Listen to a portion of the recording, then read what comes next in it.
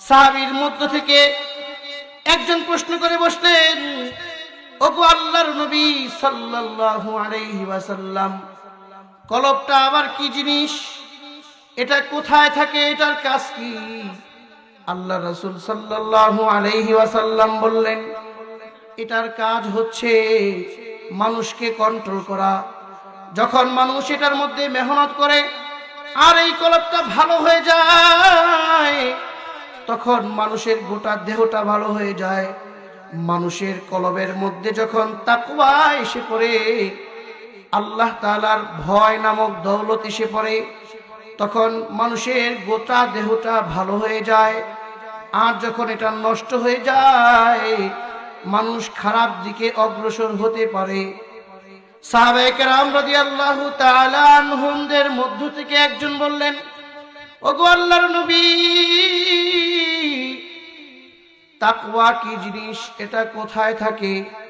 আল্লাহর রাসূল সাল্লাল্লাহু আলাইহি ওয়াসাল্লাম বলেন, সাল্লাল্লাহু আলাইহি ওয়াসাল্লাম, সকলেই বলেন সাল্লাল্লাহু আলাইহি ওয়াসাল্লাম। আল্লাহ রাসূল বলতেছেন, আত-তাকওয়া হাহুনা।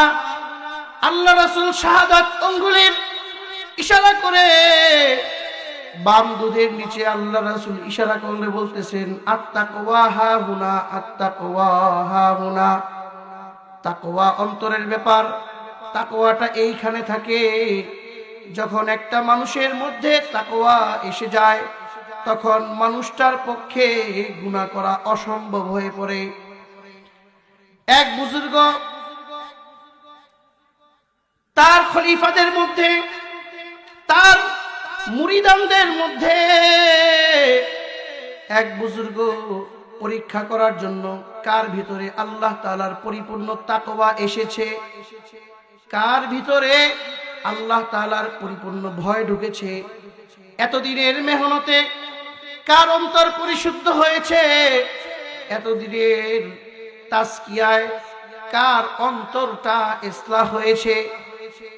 বুজুর্গ তার খলিফা এবং মুরিদানদের মধ্যে পরীক্ষা করতে চাইলেন। বুজুর্গ সকলকে একটা করে মুরগি ধরায় দিলেন, হাতের মধ্যে একটা করে ছুরি দিয়ে দিলেন। বুজুর্গ এইবার নসিহত করতেছেন। বুজুর্গ সকলকে বলে দিতেছেন, তোমরা সকলেই মুরগিগুলো জবাই করে আমার কাছে নিয়ে আসবা, কিন্তু সাবধান সাবধান, মুরগিগুলো জবাই করবা, কিন্তু শর্ত হচ্ছে এমন জায়গায় জবাই করবা যেন কেউ দেখতে না পায়, এমন জায়গায় নিয়ে জবাই করবা যেন কারো নজরে না পড়ে। যদি কেউ দেখে ফেলে তাহলে আমার আদেশ অমান্য করা হবে। এইবার সকলেই ছুরি আর মুরগি নিয়ে গেলেন। বুজুর্গের উদ্দেশ্য হলো কার মধ্যে বেশি তাকওয়া, কার অন্তরটা তাজকিয়ার মাধ্যমে ইসলাহ হয়েছে। বুজুর্গ পরীক্ষা করার জন্য খলিফাদেরকে এবং মুরিদানদেরকে পাঠায় দিলেন। সকলেই মুরগি জবাই করে নিয়ে এসেছে। একজন ব্যক্তি, খাস আল্লাহ তাআলার বান্দা কাকে বলে দেখেন, কাদের অন্তরটা পরিশুদ্ধ। দেখেন বাবা, একটা খলিফা, হযরতের বুজুর্গের একজন খলিফা, উনি মুরগিটা জবাই করে নাই, আস্ত মুরগি, জীবিত মুরগি ফেরত নিয়ে আসছেন, সাথে ছুরিটাও নিয়ে আসলেন। এইবার বুজুর্গ আল্লাহর ওলি সকল খলিফা এবং সকল মুরিদানদেরকে সামনে রেখে জিজ্ঞাসা করতেছেন, সকলেই তো জঙ্গলে বা নির্জন ঘরে বা নিভৃতে মানুষের অথবা পৃথিবীর কোনো জীব জানোয়ারের চোখের আড়ালে জবাই করেছে, তুমি কেমনে করতে পারলা না? তুমি কি জন্য করো নাই? এইবার বুজুর্গের সেই খলিফা উত্তর দিতেছে, ওগো হযরত, ওগো হযরত, আমি মুরগিটা জবাই করার জন্য গভীর জঙ্গলে চলে গেছি, কিন্তু সেখানে গিয়ে দেখলাম একজন আমাকে দেখতেছে। আবার যখন আমি লোকালয়ে চলে আসলাম, ঘরের মধ্যে ঘরের দরজা জানলাগুলো বন্ধ করে দিয়েছি। বন্ধ করে দিয়ে কেউ নাই, কোনো সারা শব্দ নাই। রাতের অন্ধকারে সেখানেও তাকায় দেখতেছি একজন আমাকে দেখতেছে, এই জন্য আমি মুরগিটা জবাই করতে পারলাম না। এইবার বুজুর্গ হযরত জিজ্ঞাসা করতেছেন, কে এমন ব্যক্তি যে তোমাকে দেখতেছে?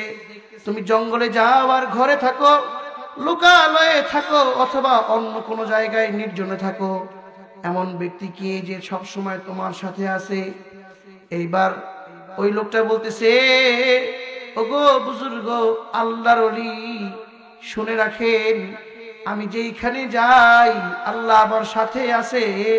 আল্লাহ যত নির্জনে যায় আল্লাহ তাআলা আমাকে দেখতেছে। সুবহানাল্লাহ। যেখানে যাই না কেন আল্লাহ তাআলা আমাকে দেখতেছে। কিভাবে আমি মুরগিটা জবাই করি? তাহলে বাকিরা কেমনে করলো? জানি না বাকিরা কেমনে করছে, আমার পক্ষে সম্ভব না। কেননা আল্লাহ তাআলা আমাকে দেখতেছে। দেখেন বাবা, অন্তর পরিশুদ্ধ কিভাবে করা যায়?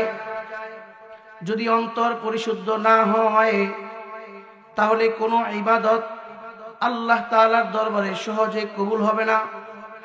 আর যদি অন্তরটা পরিশুদ্ধ হয়ে যায়, ইসলাহ হয়ে যায়, আল্লাহ তাআলার কাছে তার ইবাদত সরাসরি কবুল হয়ে যাবে।